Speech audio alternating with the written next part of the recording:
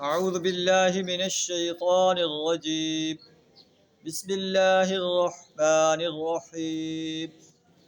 قال إني أريد أن أنكحك إحدى ابنتي هاتين على أن تأجرني 8 حجج فإن أتممت 10 فمن عندك وما أريد أن أشق عليك ستجدني إن شاء الله من الصالحين.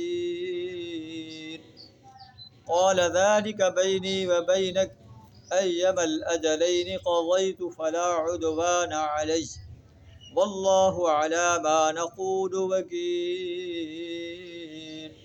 صدق اللہ العظیم.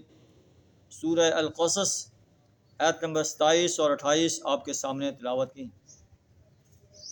بیٹی اپنے باپ کو کہتی ہے کہ اے ابا جان، اسے اجرت پر رکھ لیجئے، اسے اپنے ہاں ملازم رکھ لیجئے، یہ قوی انسان ہے، امین انسان ہے. تو باپ جو ہے بیٹیوں کی بات کو سمجھ جاتا ہے اور ملازمت پر رکھنے کی بجائے جو ہے اس بات کا ارادہ کر لیتا ہے. قرآن کہتا ہے، باپ کہتا ہے انی ارید ان انکحک احدی ابنتیہ، میں چاہتا ہوں کہ اے موسیٰ اپنی 2 میں سے ایک بیٹیوں کا نکاح آپ کے ساتھ کر دوں، اس شرط پر کہ آپ میری بکریوں کو یا میرے ہاں 8 سال مزدوری کریں. فَإِنْ أَتْمَمْتَ 10، اگر تو 10 سال پورے کر دے تو فَمِنْ عِنْدِكَ، یہ تیری مرضی. موسیٰ علیہ وما ارید ان اشق علیک، میں آپ کو سختی میں نہیں ڈالنا چاہتا، مشقت میں نہیں ڈالنا چاہتا. آپ انشاءاللہ ستجدنی انشاءاللہ من الصالحین، آپ انشاءاللہ مجھے صالح انسانوں میں سے پائیں.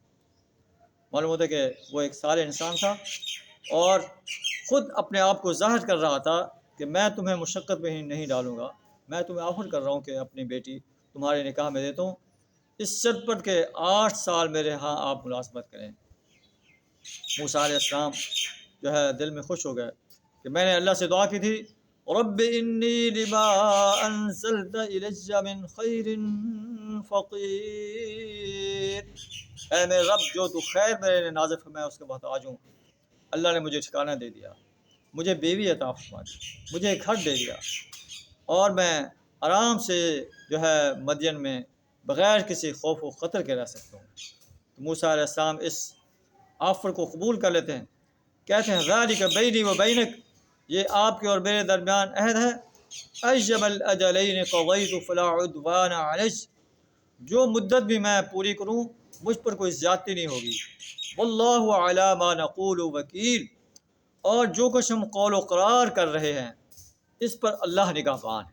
تو یہ اللہ کی نگہبانی میں، اللہ کی جو ہے ضمانت میں قول و قرار ہو رہا ہے. اور موسیٰ علیہ السلام مدین میں اللہ کی رحمت سے جو ہے قرار پکڑے ہوئے ہیں. اللہ نے انہیں جو ہے ٹھکانہ دے دیا ہے، بیوی دے دی ہے. معلوم ہے کہ جب ایک مضطر انسان اللہ سے دعا کرتا ہے، بے قرار انسان اللہ سے دعا کرتا ہے، اللہ تعالیٰ اس کی دعا کو قبول فرماتا ہے.